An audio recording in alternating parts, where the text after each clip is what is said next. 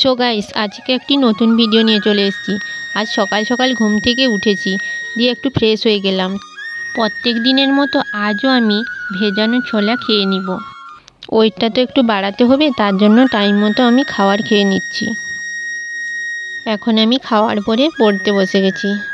পড়াশোনা তো করতেই হবে, বসে থেকে টাইম নষ্ট করে তো লাভ নেই। তাই আবার প্রিপারেশন শুরু করেছি। জীবনে সফলতা পাওয়ার জন্য চেষ্টা করব, তারপর কি হবে সেটা আমি বলতে পারছি না। তবুও আমি চেষ্টা করতে ছাড়ব না। আমার জীবনে কোনো কাজ শুরু করলে তার শেষ না দেখা পর্যন্ত আমি কখনো হাল ছাড়ি না। জীবনে যত দুঃখ আসুক, কষ্ট আসুক, তবুও আমি এগিয়ে চলেছি। এদিকে কলকাতা পুলিশের লেডির ভ্যাকেন্সি তো অনেক কম। মেলদের ঠিক রয়েছে, কিন্তু ফিমেলদের অনেক কম ভ্যাকেন্সি।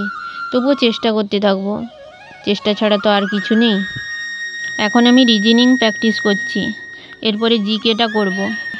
এক্সাম হলে তো জিকেটা বেশি আমার ভুল হয়, তার জন্য জিকেটার উপর জোর দিতে হবে। তা বাদে সবগুলো সাবজেক্টের ওপরই জোরটা দিতে হবে।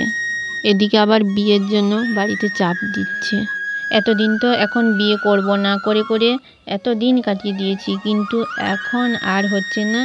বাড়ির থেকে প্রচুর চাপ আসছে, এখন বিয়ে করতেই হবে, আর কোনো উপায় নেই। পড়াশোনা শেষ করে এখন আমি চলে এসেছি বান্ধবীর পার্লারে।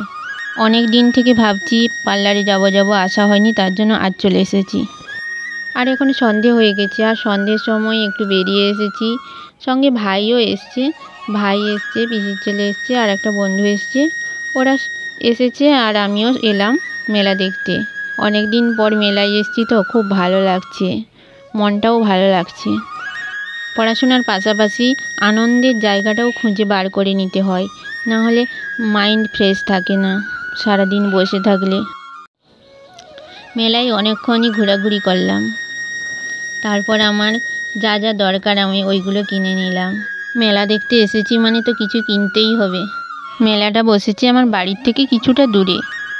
তো ভিডিওটি এখানেই এন্ড করে দিচ্ছি। যদি ভালো লাগে লাইক, শেয়ার আর কমেন্ট করো। আবার দেখা হচ্ছে নতুন একটি ব্লগে। আজকের মতো বাই বাই।